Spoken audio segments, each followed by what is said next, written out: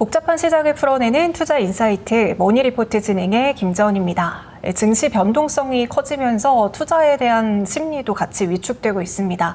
과연 시장의 방향성을 바꿀 수 있는 포인트는 무엇일지 오늘 장우진 대표님께 여쭤보도록 하겠습니다. 대표님 안녕하세요. 네, 반갑습니다. 네, 상반기와 하반기는 분명히 투자의 방향성이 달라질 것이다라고 말씀해 주시면서 시장의 조정이 이렇게까지 크게 올 줄은 또 몰랐어요. 6천선까지 내려간 거잖아요. 그랬죠. 네. 어떻게 보고 계세요, 지금 시장을요? 일단 생각보다도 좀 많이 내려가긴 했죠. 근데 시장이 내려갈 이유에 대해서는 우리가 좀 고민을 하고 있었기 때문에 시장은 내려갈 만할 때 내려갔다라고 보고 있긴 한데요.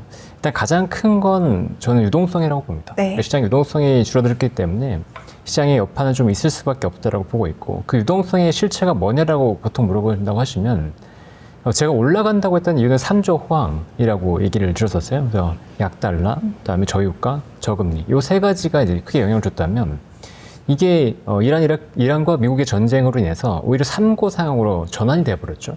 근데 그 3고 상황임에도 불구하고 주가는 올라갔었어요. 근데 그때를 보시면 사실 달러는 강세로 전환되지 않고 달러는 그때 한 98, 99 정도 움직이고 있었고 원화만 약세였거든요. 근데 오히려 MOU를 체결하고 나서 달러가 강세로 바뀝니다. 우리가 시장에서는 기대, 전쟁 MOU라고 하는, 전쟁 종료라고 하는 호재가 어떻게 보면 종료가 됐다라고 볼 수 있는 거죠. 그 기대가 딱 멈추기 시작하면서 시장은 3고로 전환됐고요. 그러니까 달러가 본격적으로 강세로 가면서 달러 품귀 현상이 벌어졌습니다. 이로 인해서 유동성이 본격적으로 위축되는 시기가 맞아졌고요. 여기가 한 축이라고 한다면, 유동성이라고 하는 게 한 축이라고 한다면, 우리가 또 하나 우려했던 건 AI 캐펙스에 대한 우려가 불거질 수 있다는 얘기를 했었잖아요. 근데 역시나 이제 메타가 그 중에 핵심이 이제 메타라고 보긴 했었는데, 메타가 자체적으로 클라우드를 이용하다가 이제 외부에 임대한 형태로 가겠다라고 얘기가 나오면서 AI 캐펙스 피크아웃 논란이 벌어졌고, 이 두 가지가 본격적으로 시장이 약간 조정받는 계기가 됐다고 보고 있습니다. 그런데 유독 한국 증시가 더 크게 빠지는 것 같긴 하거든요. 이게 다른 나라와 비교했을 때 우리나라 증시가 더 크게 빠지는 이유가 혹시 있을까요? 우리나라는 전반적으로 봤을 때 전 세계 경제의 이제 탕막속 카나리아라고 얘기를 하고 있죠. 왜냐하면 대외 경제에 대한 의존도가 상당히 높기 때문에 우리나라의 경기에 따라서 글로벌 경기의 어떤 상황들을 미리 예측할 수 있다고 보고 있거든요. 반대로 생각하면 글로벌 경기의 변동에 우리나라는 굉장히 큰 변동성을 보인다라고 이해할 수 있습니다. 근데 글로벌 경기의 유동성이 빠져나감과 동시에 우리나라도 큰 변동성을 가져갔다고 볼 수 있고요. 여기에 더해서 우리나라 내부적인 이슈들도 분명히 존재했습니다. 가장 컸던 건 5월 27일에 단일 종목 레버리지 ETF가 들어왔던 거고요. 이 단일 종목 ETF 레버리지가 등장하면서 반도체 쪽으로의 쏠림을 단기간에 더 급속화시켰습니다. 그래서 반도체 이외에 자동차라든가 화학 이런 쪽에 다 빠져나갔고, 코스닥 쪽에서 자금이 빠져나가면서 이 코스피 반도체로 자금이 다 쏠려갔죠. 안 그래도 우리나라에서 반도체 비중이 높은데 반도체 쪽으로 자금이 쏠려가니까 5월부터 6월까지 반도체 쪽 중심으로 해서 지수 상승폭을 더 빠르게 키웠던 게 되고요. 그다음에 국민연금 리밸런싱도 영향을 줬어요. 그러니까 국민연금이 리밸런싱을 원래라면 이제 14.4% 플러스 한 6% 된다 그러면 20%까지 가져갈 수 있었는데, 이 리밸런싱을 지연시켰습니다. 어느 정도까지 지연시켰냐면 국민연금의 전체 비중에서 30%가 될 때까지 지연시켰어요. 그리고 나서야 이제 리밸런싱을 오히려 조금 리밸런싱 비중을 높였다라고 얘기를 했죠. 근데 반대로 얘기하면 그때 이후부터는 국민연금은 추가적으로 매수할 여력은 사라졌다라고 볼 수 있습니다. 그래서 국민연금이 리밸런싱 이어냈기 때문에 반대로도 급격한 변동성을 보였고, 내려갈 때는 원래 올라갈 때 조금씩 팔았다 그러면 내려갈 때 브레이크를 걸어줄 수 있어요, 국민연금이. 근데 그 역할을 못했던 거죠. 그러니까 올라갈 때도 변동성이 컸고 내려갈 때도 변동성이 큰 그런 영향이 있었고요. 그다음에 개인 자금 영향으로 봤을 때는 이제 부동산에 대한 규제를 굉장히 우려했던 게 있었다. 부동산 쏠림을 막겠다라고 정부에서 선언을 했고, 그것 때문에 중시를 부양하고자 했기 때문에 개인들의 자금이 중시로 굉장히 많이 쏠려서 들어왔죠. 이로 인해서 중시의 변동성이 커졌다라고도 볼 수 있을 것 같습니다. 네, 그럼 말씀 주신 걸 지금 하나씩 좀 짚어보자면, 삼성전자와 SK하이닉스로의 레버리지 상품이 출시가 되면서 더 쏠림 현상이 강화된 거잖아요. 그렇죠. 그럼 우리 시장이 조금 더 안정성 있게 한 단계 도약하려면, 지금처럼 변동성이 좀 줄어들려면 삼전닉스가 아니라 온기가 조금 확산이 되어야 되는데, 이게 지금 시점에서 현실적으로 가능한 건지도 약간 궁금합니다. 결국은 다른 쪽으로 확산이 되려면 실적이라는 키워드와 유동성이라는 키워드가 동시에 또 들어가줘야 돼요. 근데 지금 전 세계적으로 유동성이 부족하다라고 한다면, 지금 그로 인한 유동성이 폭발함으로 인한 순환매는 그렇게 쉽진 않겠죠. 그럼 지금 기대해야 될 것들은 실적이라든가 모멘텀에 대한 기대감이 들어가야 되거든요. 그러면 반대로 생각했을 때 글로벌 경기 상황이 안 좋을 때 우리나라에서 실적이 좋은 기업들은 얼마나 있을까를 먼저 살펴봐야 돼요. 대표적으로 우리나라 기업들은 수출 기업들이 많죠. 뭐 반도체는 AI 캐펙스로 인해서 약간 논외라고 본다고 하더라도 자동차 그렇게 좋지는 않습니다. 화학, 철강도 뭐 그렇게 좋은 상황이 아니고요. 그러니까 우리나라 기업 중에서 수출이 좋고 좋은 기업들, 지금 남아있는 기업들은 그나마 화장품, 그리고 뭐 바이오시밀러, 그다음에 CDMO 뭐 이런 기업들 지금 보면은 뭐 삼성바이오로직이라든가 뭐 삼양식품이라든가 뭐 확실히 실적이 좀 잘 나오는 기업들 중심으로만 괜찮거든요. 그러면 이게 전반적으로 순환매가 되면서 돌 수 있는 거냐, 자금이 순환될 수 있는 거냐라고 보면 그 신호까지는 아직은 조금 아닌 것 같아요. 그래도 네. 반도체로의 쏠림이 조금 완화되면서 상승 종목의 수가 오히려 6월보다 늘어나고 있거든요. 네, 그런 분위기를 보면 그래서 그 외의 종목 쪽에서 기회를 볼 수 있고 그 중에서도 우리는 실적이 잘 나오는 기업들이 조금 더 포커싱하면 좋을 것 같긴 합니다. 네. 그리고 이제 또 대표님께서 계속 강조해 주시는 것 중에 하나가 유동성이라는 키워드를 되게 강조해 주시잖아요. 상반기에는 개인이 약간 이제 증시를 끌어올렸다면 지금은 개인의 자금 여력도 많이 사라진 것 같고요. 네. 외국인도 얼마 전까지만 하더라도 약간 매수를 해주는가 싶더니 다시 또 팔고 나가는 것 같고 지금은 우리가 이제 수급을, 유동성을 어디서 기대를 해야 될까요? 일단은 기관의 유동성은 크게 기대하기가 어렵습니다. 우리나라 기관은 지금 대부분 국민연금 자금에 의해서 움직이기 때문에 국민연금이 리밸런싱으로 인해서 추가적으로 들어오기는 어려운 상황이거든요. 그러면 국민연금의 기관은 좀 기대하기 어렵고 네. 그러면 개인을 좀 봐야 되는데 개인의 예탁금을 우리는 좀 살펴봐야 되겠죠. 개인 예탁금이 올해 6월만 하더라도 139조 원, 거의 140조 원까지 갔었습니다. 근데 그게 지금 104조 원으로 감소했어요. 근데 제가 기억하기로는 작년 한 연말 정도, 한 60조 원 정도에서 이게 140조 원으로 증가했거든요. 근데 비슷한 기간 동안 외국인은 거의 200조 원을 순매도했습니다. 네.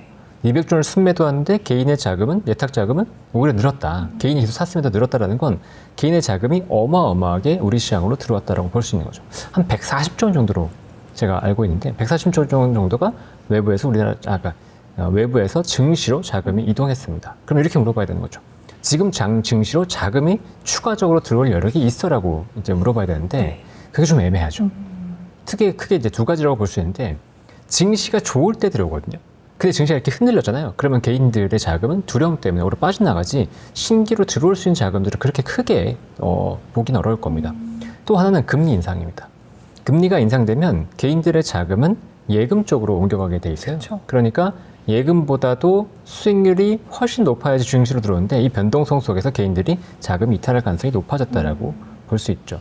최근에 보시면 요구불 예금이 5월에 18조 원 증가했었고 6월에 7조 원 정도 증가했거든요. 이 두 가지는 증시에서 빠져나간 자금이라고 볼 수 있을 것 같고 7월에는 요구불 예금이 41조 원이 감소했어요. 근데 이거는 지금 오히려 정기예금 쪽으로 넘어갔다고 봐야 될 것 같습니다. 보시면 실제 정기예금이 22조 원 늘었죠. 네네. 네, 그래서 지금 보면 그래서 금리 인상으로 인해서 정기예금으로 자금이 넘어갔다라고 볼 수 있을 것 같습니다. 네. 외국인의 수급도 전 좀 궁금한데 이게 약간 외국인도 좀 단타를 치는 것 같아요. 그렇죠. 이 외국인이 수급이 확실히 이제 매수세로 돌아섰다. 이 신호를 파악하려면 어떤 포인트를 잡아봐야 될까요? 기본적으로 한국이 많이 올랐어요. 너무 많이 올랐습니다. 글로벌 시장에서 한국 시장의 상승폭이 워낙 강했기 때문에 지금 우리나라가 많이 조정받았다고 해도 연초 대비해서는 그래도 많이 올랐거든요. 그러면 외국인들은 리밸런싱이라는 걸 계속 해야 됩니다. 그렇죠. 그러니까 한국의 비중을 계속 낮춰야 되기 때문에 올라갈 때는 정말로 계속 줄여졌고요. 지금 낮아지면 또 추가로 매수하는 것들은 여러 개 좀 제한됐었죠. 잠깐 이거 표 한번 보시면 외국인들이 작년 11월부터 올해 7월까지 200조 원을 순매도했고 최근에서야 한 10조 원 좀 넘게 순매수가 맞아요. 들어왔어요. 근데 이게 보시면 한 7천대 정도 되면 7천 밑에 깨지고 이러면 외국인들이 좀 들어오는구나. 맞아요. 이렇게 대충 이제 감을 잡을 수 있는데 본격적으로 우리나라를 매수한다는 느낌까지는 아직은 아닙니다. 외국인들이 본격적으로 들어오려면 AI 캐펙스에 대한 우려가 경감되면서 반도체 메모리에 대한 다시 관심이 좀 쏠려야 될 것 같고요. 그다음에 달러가 지금 한 100일 이 정도로 안팎에서 움직이고 있는데 이게 100 밑으로 내려가면서 확실하게 미국 중심에서 외부로 자금이 도는 것들이 좀 보여야 될 것 같습니다. 그리고 현물과 선물, 그러니까 지금 보시면 현물 살 때 선물은 팔고 선물 살 때 현물 팔고 약간 엇갈리는 모습들이 나오는데 이게 동시적으로 또 올라가고 뭐 매수가 되고 또 콜옵션 매수가 동시에 이루어지면서 외국인들이 한국 시장의 강세장에 베팅할 때 외국인들의 자금이 좀 더 들어오지 않을까라고 보고 있는데요. 아직은 달러랑 그다음에 AI 캐펙스에 대한 우려가 완전히 경감되지 않았기 때문에 좀 기다려야 될 것 같다. 네. 특히나 아까 잠깐 말씀해 주셨지만 이번 주에 빅테크 실적이잖아요. 맞아요. 근데 우리가 빅테크 실적을 하나 봤죠. 근데 그 빅테크 실적 이후 주가는 부러졌잖아요. 그렇기 때문에 오히려 지금은 경계감이 있을 것 같고요. 이 빅테크 실적이 오히려 발표되고 나면 그 다음에 재미있게도 이제 우리가 우려할 악재가 없어요. 그렇게 보면 오히려 반등이 나올 수 있지 않을까라고 보고 있기 때문에 오늘 촬영이 7월 27일이죠. 네. 7월 27일인데 오히려 다음 주에는 반등의 가능성을 좀 보면서 대응을 해도 되지 않을까 싶습니다. 네, 저는 이제 약간 한 가지 우려스러운 게 아까도 말씀 주셨지만 이제 금리에 대한 부분인데 글로벌적으로 지금 금리를 약간 인상하는 기조잖아요. 그러면 빅테크 기업들은 자본을 조달하는 그 비용 자체가 증가하게 되잖아요. 그렇죠. 이런 부분들이 또다시 불거지면서 AI에 대한 뭐 거품론 이러면서 또 증시를 한 번 더 흔들지 않을까 하는 우려도 있습니다. 이미 흔들고 있어요. 네, 알파벳과 인텔의 실적이 어닝 서프라이즈가 나왔거든요. 네. 실적이 굉장히 잘 나왔습니다. 그리고 인텔 같은 경우에는 실적 발표 이후에 시간 내에도 주가가 10%까지 올라가기도 했었어요. 근데 그 물론 이제 5% 정도에서 마감이 되는데 충격적인 건 금요일 정규장에서 마이너스 한 8% 가까이 하락을 했습니다. 이거는 인텔의 실적 잘 나오는 건 지금은 오케이. 그런데 지속성에 대한 의문이라든가 그다음에 인텔도 캐펙 숫자를 과감하게 하겠다고 했거든요. 그러면 이 캐펙스에 대한 거 어떻게 계속할 수 있냐라고 하는 그 의문이 들어온 거예요. 알파벳도 마찬가지죠. 알파벳도 AI 캐펙스는 늘린다고 하니까 처음에는 반도체 쪽에서 괜찮네라고 해서 좋아했다가 나중에는 결국은 야 이거 근데 어떻게 감당할 거야? 라는 얘기가 나오면서 밀렸다는 거예요. 근데 지금 이게 겹쳐 있는 게 어떤 거냐면 이 AI 캐펙스가 결국 채권으로 자금 조달을 한다고 하고 있고 그다음에 미국 이란 전쟁이 다시 한번 불거지면서 2차 전쟁이 불거지면서 금리가 높아지잖아요. 시중금리가 높아지잖아요. 그러니까 자금 조달 금리에 대한 우려가 생겼고 이미 빅테크 기업들의 채권 금리가 채권 금리가 이미 올라가고 있습니다. 시중에서. 네, 그래서 자금 조달에 대한 이슈는 불거지고 있어요. 이미 불거지고 있고 그럼 여기에서 반대로 이 악재가 오히려 끝나면 빅테크들 실적 발표가 끝나면서 이제 우려가 다 반영되고 근데 생각해보니까 이거 좀 과도했던 것 같은데 라는 생각이 들어올 수 있고요. 그다음에 미국과 이란 간의 전쟁이 끝나면서 정말 마무리가 되면서 이제 그러면 금리가 내려가지 않나? 라고 하는 기대감이 붙으면 우리가 생각했던 AI 캐펙스에 대한 우려가 반대로 이제 다시 긍정적으로 전환될 수도 있겠죠. 지금 조정이 많이 나왔기 때문에. 네. 그러면 지금 이제 7월에 거의 마지막 주인 거잖아요. 그렇죠. 7월에는 약간 조정을 좀 많이 받았었는데 지금이 그럼 바닥을 다지고 있고 이후에 실적이 발표가 되면 바닥을 딛고 올라설 전환점이라고 보시나요? 저는 그 가능성을 일단 보고 있습니다. 네, 그래서 이번 주에 실적 발표, 그러니까 SK할 수도 있고요. 네. 그다음에 메타, 아마존, MS까지 있죠. 그리고 키옥시아도 금요일에 있어요. 네. 이 기업들의 실적 발표를 딛고서 이제 시장의 우려는 경감되지 않을까라고 보고 있는데요. 여기에 이제 한 가지 우려는 아직 남아 있습니다. 네, 금리가 여전히 높은 수준으로 유지가 되면서 이게 신용위기로 가지 않을까라고 하는 걱정들이 조금 있거든요. 오라클에 대한 우려들도 지금 있고 신용 등급 낮췄잖아요. 그러니까 신용 평가사들이 들어오느냐 안 들어오느냐가 굉장히 중요할 거예요. 그러니까 S&P, 무디스, 피치 이런 기업 이런 곳들이 기업이나 국가의 신용 등급을 낮추기 시작하면 그때부터는 걷잡을 수 없는 파도로 들어가게 되는데 그런 움직임이 나타나지 않은지를 좀 관찰하면서 그게 없다면 8월은 좀 더 긍정적으로 봐도 되지 않을까. 그러니까 두 가지입니다. 전쟁이 일어나지 않고 신용위기까지 번지지 않는다고 한다면 지금 여기에서 AI 캐펙스에 대한 우려는 조금 과도했던 것 같고 유동성 파고 때문에 추가적으로 밀린 게 있었기 때문에 그리고 이거에 대한 반동은 충분히 가능한 시점이 다가오고 있는 것 같다. 이렇게 생각이 됩니다. 그러면 지금 이제 고점 대비 많이 하락한 시점인 거잖아요. 그렇죠. 그러면 지금 혹시 다시 들어가도 괜찮은 시점이라고도 보시는지 궁금해요. 저는 이제 얘기 드릴 때 개개인의 성향을 먼저 파악하라고 말씀을 드리고 있어요. 네. 그러니까 지피지기라고 얘기를 드리는데 적을 알고 나를 알아야 백전불태, 위기에 빠지지 않잖아요. 그래서 저는 지금 앵커님도 여쭤보고 싶은데 투자 성향이 좀 어떻게 되세요? 공격적으로 보시는 건지 공격적인 건 아닌 것 같아요. 보수적으로 손실 보기 싫고 근데 이런 분들이라고 한다면 저는 업사이드 리스크가 다운사이드 리스크가 있다고 생각을 해요. 근데 확률적으로 봤을 때 지금 오를 확률이 더 높아 보인다 또는 내려갈 확률이 높아 보인다 이럴 때가 있잖아요. 네. 그러면 지금 제가 봤을 때는 오를 확률이 점점 높아지고 있지만 아직은 이번 주에는 고난이 있어요. 실적 발표라고 하는 그걸 넘어서고 난 다음에 저는 반등이 나올 거라고 보고 있기 때문에 그걸 긍정적으로 보고 업사이드 리스크가 두렵다 라고 하시면 지금 좀 들어가 되는 거고요. 그게 아니고 나는 그 불확실성을 감당하기 싫다. 다운사이드가 싫다. 그래서 좀 올라가 또 비싸게 사야 된다. 이런 분들은 지금 들어가시면 안 되는 거죠.